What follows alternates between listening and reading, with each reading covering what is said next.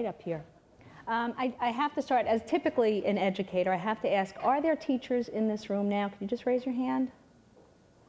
Not that many. Parents? A few more. My talk today will hopefully be something that you can all walk away with, because as most of the speakers spoke earlier today about educational things, a lot of them are not transferring themselves into the classroom. And that's something that can be done in large by government, but there's a lot of little steps that we can be taking along the way now, and that's some of the things that we're trying to do at Brown School. For those of you that are a parent, I am also a parent of 4 children that I'm very proud of, and I think being a parent has made me a better teacher. But I spent the better part of 1996 and 97 looking at this guy on video over and over and over again. And now those boys are grown up, and I'm thinking about how do I take them, how am I making sure that they're getting the skills they need to move forward. I mean, if you walk, this is a picture, all these pictures are from our school, they're not pulled off the internet or anywhere. This is our block room, and it's a great place. But think about all the skills that are going on here.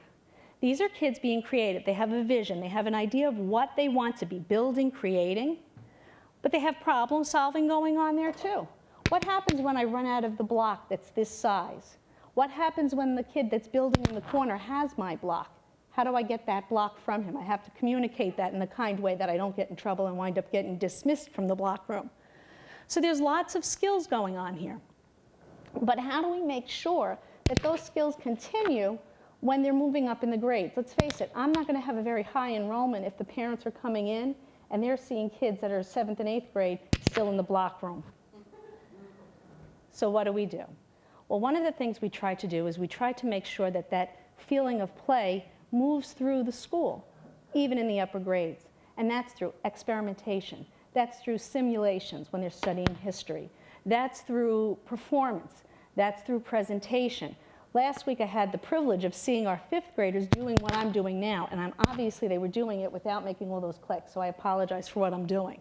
But they had to get up and share their knowledge.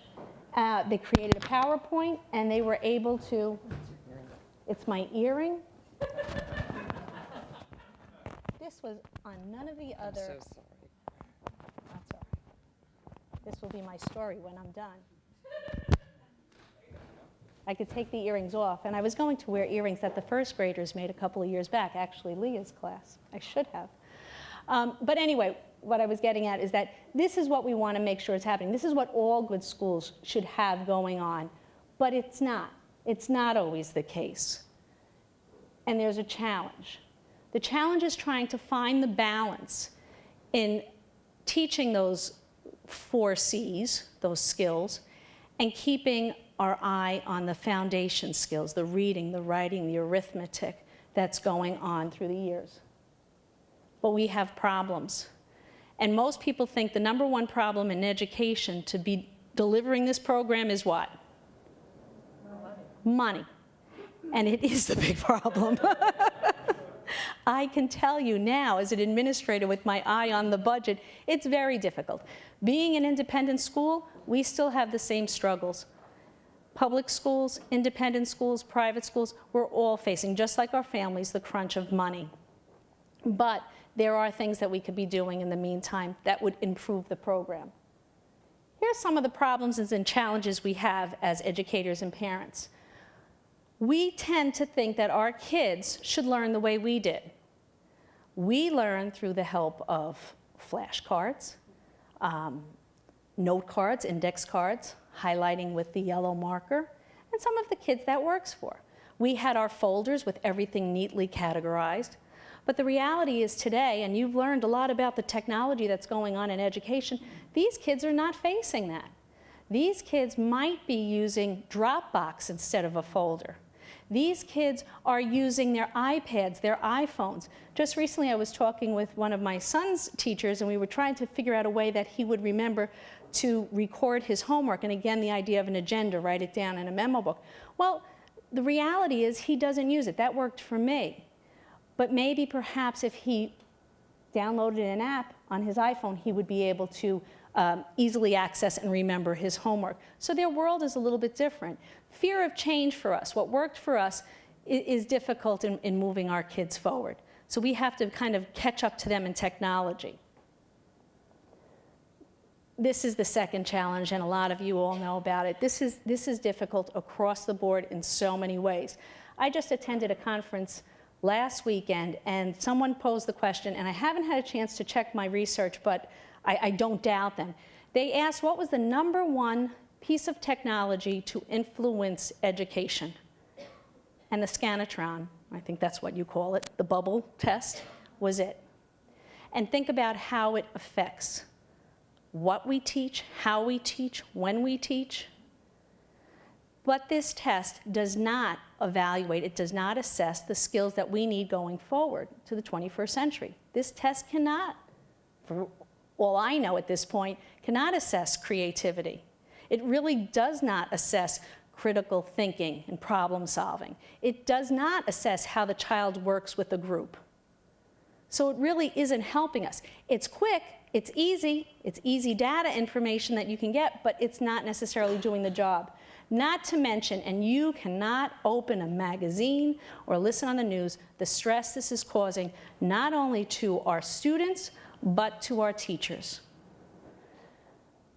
The next slide, the next challenge we have is one that affects me as a parent and as a teacher. And that's homework.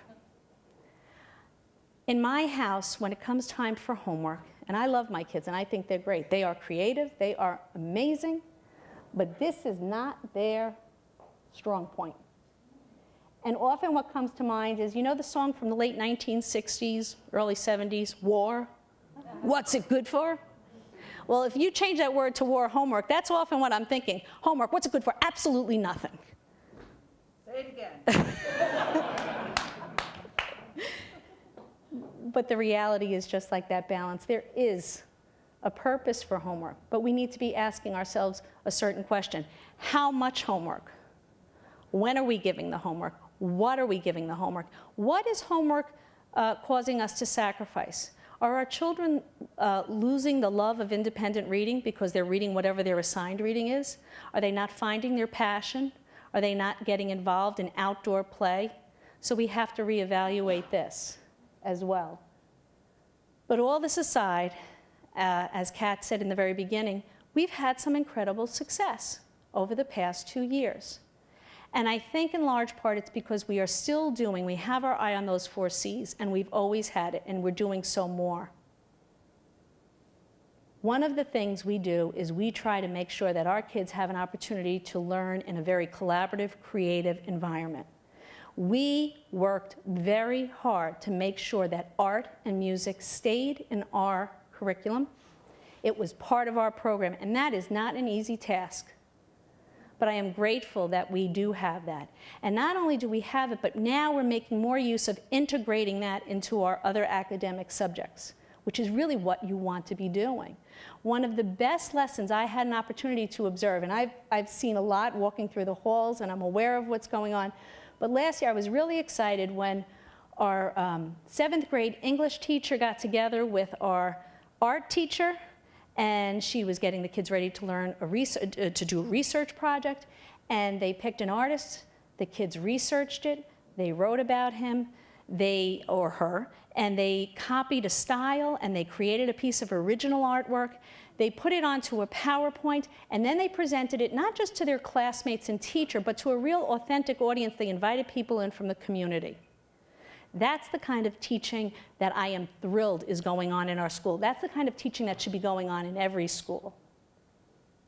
The other opportunity we have, and I kind of chopped off the top, is that our kids have the experience to go out and have that same collaboration with people in the community, that they start to understand that there is a benefit they receive when they're benefiting others. And this is just an example. One of the things, and we just had it this week, that we really just relish at our school is our Veterans Day service.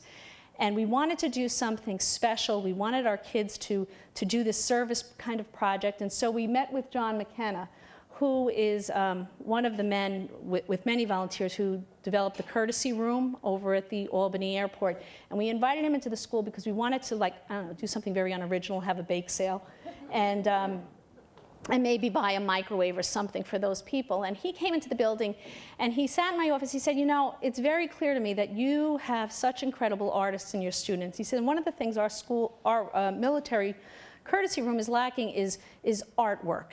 And he said it would be really something special if you could create something optimistic and hopeful and joyful that we can hang on our wall.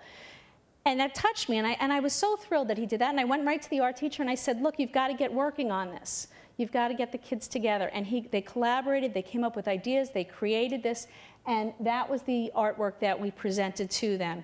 And we have developed such an incredible friendship, not only with Mr. McKenna, but other people in the Veterans, and it's building. We finished our assembly yesterday, and we're already planning for next year, and the kids get excited about it as well.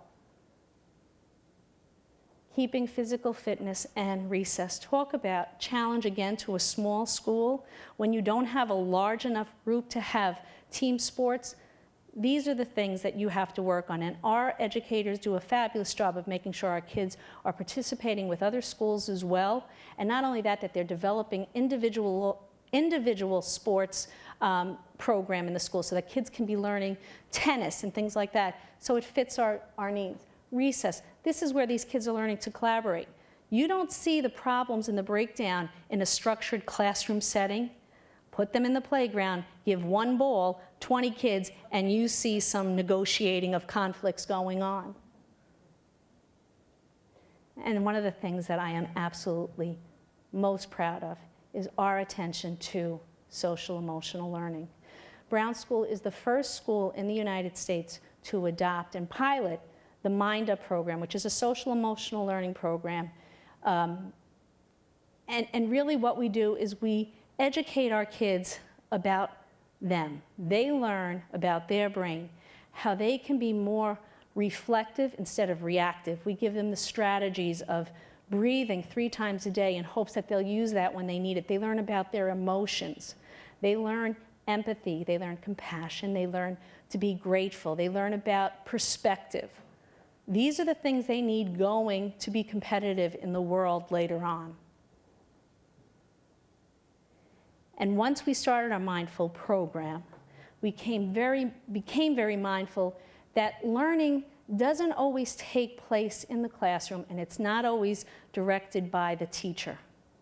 That sometimes you have to take that moment to allow students to learn from each other, and that's very unexpected. This situation truly happened about a week or 2 ago.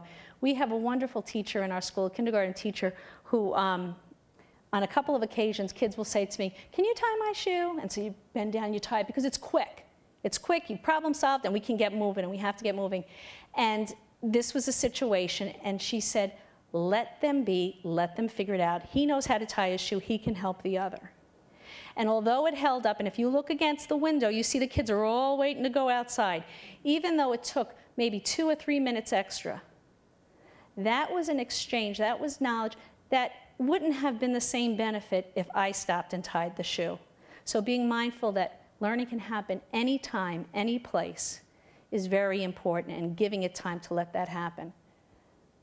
But finally, the most important thing all educators, all parents need to do a better job about, the most important skill that we need to get our kids to be aware of, is that they need to develop a sense of optimism. Because if they don't develop a can-do spirit, they won't.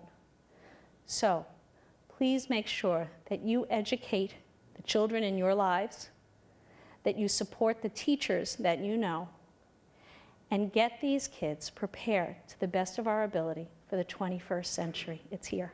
Thank you.